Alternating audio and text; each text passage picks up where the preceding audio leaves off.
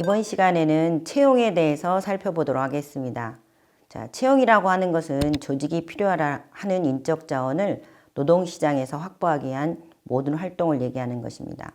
특히나 우리가 우수 인재 확보는 회사의 생산성과 경쟁력을 좌우하기 때문에 중요한 파트라고 볼 수가 있습니다.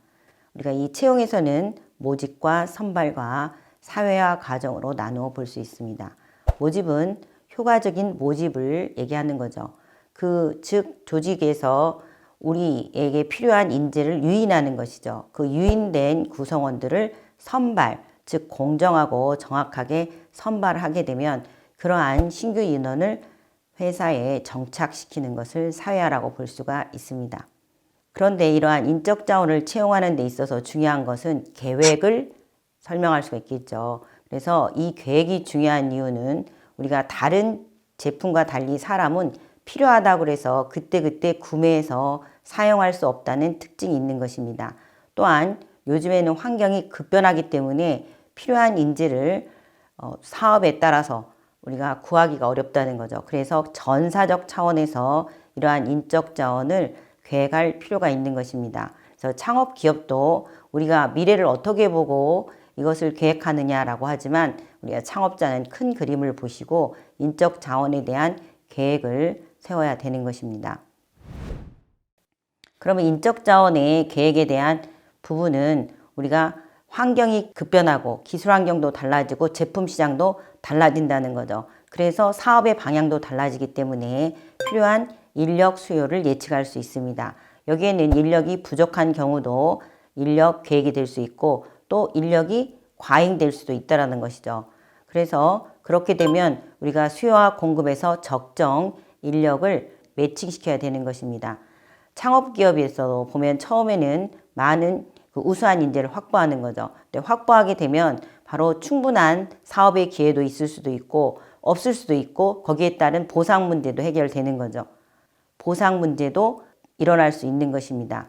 그렇기 때문에 우리가 적정 인원을 유지하는 것이 굉장히 중요한 일로 생각될 수 있습니다.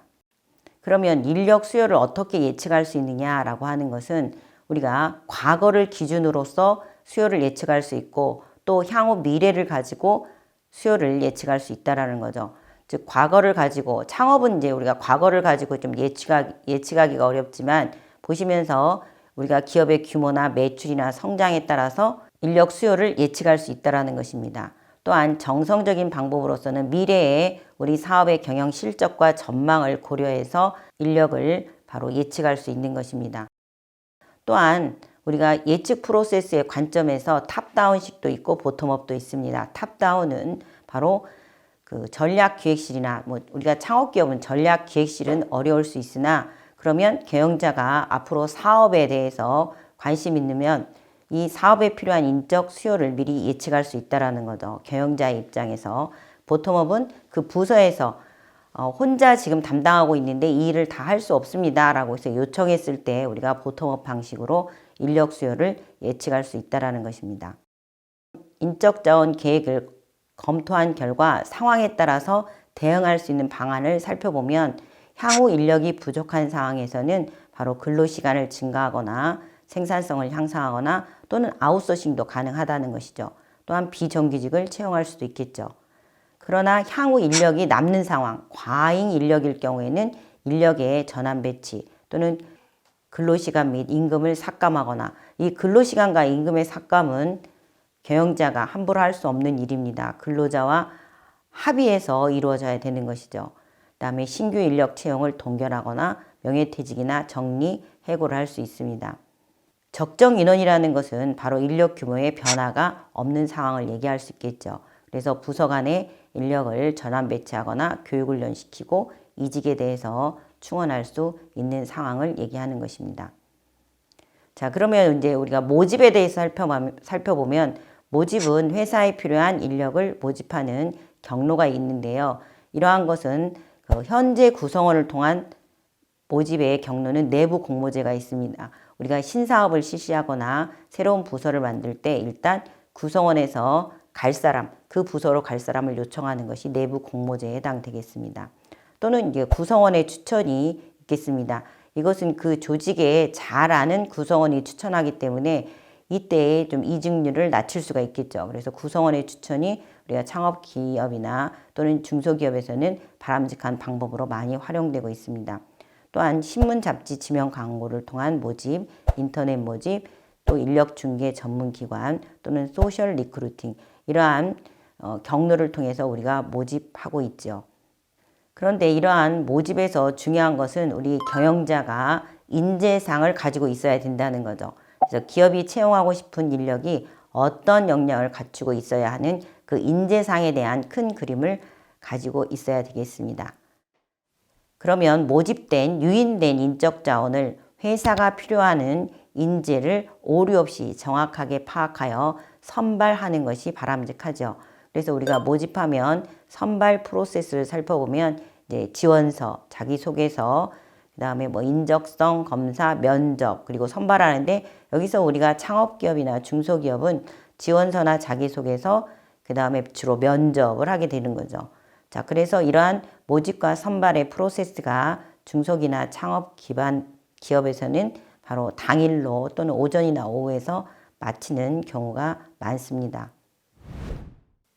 자, 그러면 선발 도구를 뭘 사용할 것인가 라고 하는 것은 말씀드린 대로 서류 전형, 그 다음에 면접을 하게 되는데요. 주로 우리가 면접도 구조화된 면접과 비구조화된 면접이 있는데 우리가 창업 기업이나 또는 중소기업 경영자들은 이 구조화된 면접의 틀을 만드셔서 일관된 그 질문을 던지시는 것이 바람직하는 것입니다.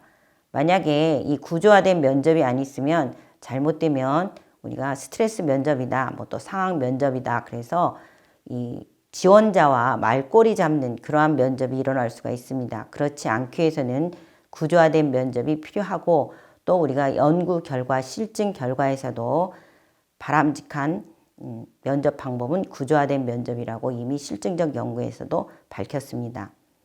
조직 사회화가 중요한 것입니다.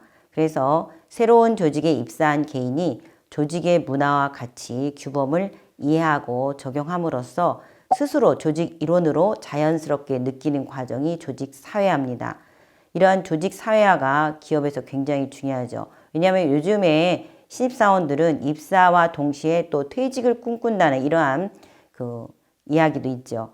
그렇기 때문에 우리가 조직 사회화 과정에 문제가 생겼다라고 하게 되면 그 해결을 위한 노력으로서는 실제 입사 전에 우리 회사에 대한 현실적인 직무 소개를 해주는 직무 기술서가 있어야 된다라는 것입니다.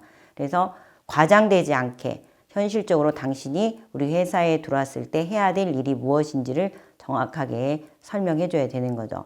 또한 입사 후에 당연히 오리엔테이션, 또 직장 선배에게 멘토링, 또 개방적이고 협력적인 부서 및 조직의 분위기가 바로 이러한 조직의 사회화 과정의 문제를 조금 더 줄일 수 있는 해결 방안이라고 생각됩니다. 자, 그래서 창업 기업에서의 예를 살펴보면 우리 창업 기업은 소자본이라는 것이죠. 그래서 인력이 가급적 최소 인원으로 충원하려고 얘기하는 것입니다. 그렇기 때문에 창업 대표나 중소기업 대표들은 어떤 재능과 특성을 갖춘 사람인가를 파악할 수 있어야 되는 것입니다. 그래서 창업자 자신에 대한 분석과 창업하고자 하는 업종의 특성에 대한 분석의 결과를 서로 비교해서 필요한 업무에 대한 부분에 우선 창업자가 감당할 수 있는지 없는지를 파악해야 되겠죠. 그래서 감당할 수 있으면 그 부분에서는 인적 자원을 우리가 채용하지 않아도 되겠죠. 그래서 창업자 또는 창업팀이 사업에 필요한 재능과 특징을 갖추고 있지 못하다. 그러면 그 재능을 갖춘 사람을 확보하는데 그러한 재능이 없거나 확보할 수 없다면 사업을 아예 포기해 버리는 것이 나을 수도 있습니다. 그래서 창업자가 감당할 수 없는 업무가 있다고 판단되면 팀을 형성할 필요가 있겠습니다. 이때 창업자 또는 사업에 책임 있는 사업을 철저히 이해하고 사업에 필요한 인재는 어떤 재능과 특성을 갖춘 사람인가 하는 부분에서 우리가 반드시 파악할 필요가 있는 것입니다. 자, 그래서 특히나 우리가 경력 직원의 스카우트가 필요한 경우에는 신중을 기해야 하겠습니다. 스카우트 직원의 능력도 중요하지만 창업 기반이나 중소기업에서는 성격이 원만하고 협동성이 강한 사람, 또 사장을 충분히 보완해 줄 수 있는 사람이 필요하다고 있습니다. 흔히 새로운 사업을 처음 시작하는 창업자의 경우에는 사장에서 경험이 많은 스카우트 직원에 대해서 의지하는 바가 크기 때문에 업무의 상당 부분을 그 직원에게 일임할 경우도 있습니다. 그렇게 되면 자칫 잘못하면 주객이 전도될 수도 있겠죠. 이렇기 때문에 창업 기업에서 우리가 채용 부분은 중요한 부분이라고 볼 수 있습니다.